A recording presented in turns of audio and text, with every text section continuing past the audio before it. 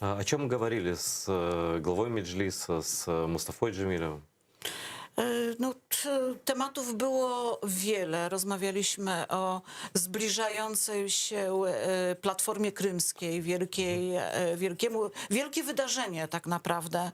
Mam nadzieję, że będzie. No, wielu przedstawicieli państw się pojawi. To będzie dobra okazja, by mocno zaakcentować, by mocno powiedzieć o tym, że Krym jest okupowany, że Krym należy do Ukrainy, że złamane zostało prawo międzynarodowe. Ja wiem, że to są takie oczywistości dla nas, dla pana, dla mnie, ale niestety na zachodzie Europy to nie są oczywistości. To są sprawy, o których tam się zapomina. No bo jak się zapomina, to już nie trzeba reagować. И тут мы прежде всего говорили о многих темах, но главное — это подготовка к Крымской платформе. Это саммит, большое событие, которое готовится. Многие страны будут принимать участие. И тут это возможность, чтобы сильно подчеркнуть, что Крым оккупирован, Крым — это Украина, чтобы международное сообщество все-таки еще раз обратило внимание, потому что это очевидные вещи для вас, для меня, а западное общество забывает об этом.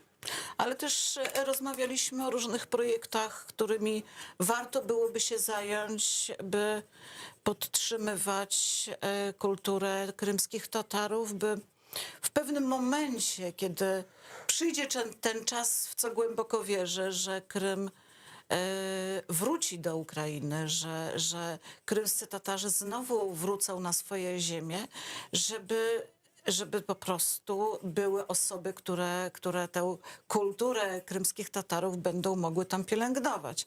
Żeby tak się stało, musimy inwestować w młodzież.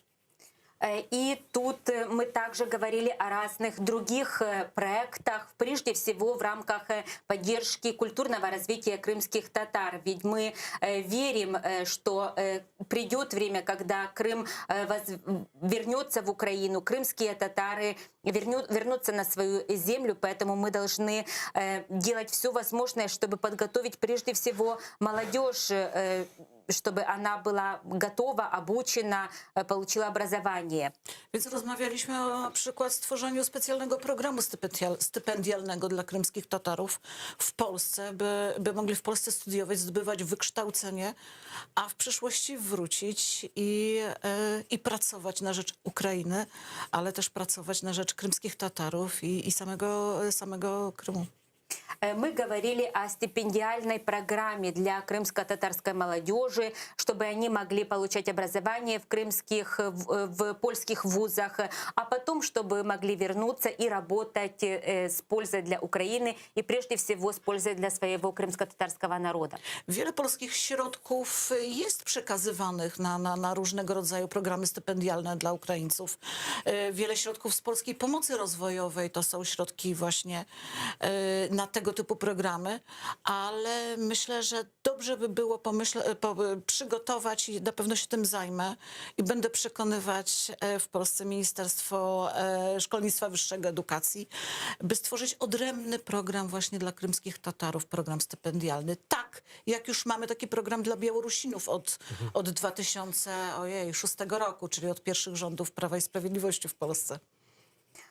И нужно также думать о выделении средств. Польша и так выделяет много средств на разнообразные стипендиальные программы для украинцев, для того, чтобы помогать Украине в развитии.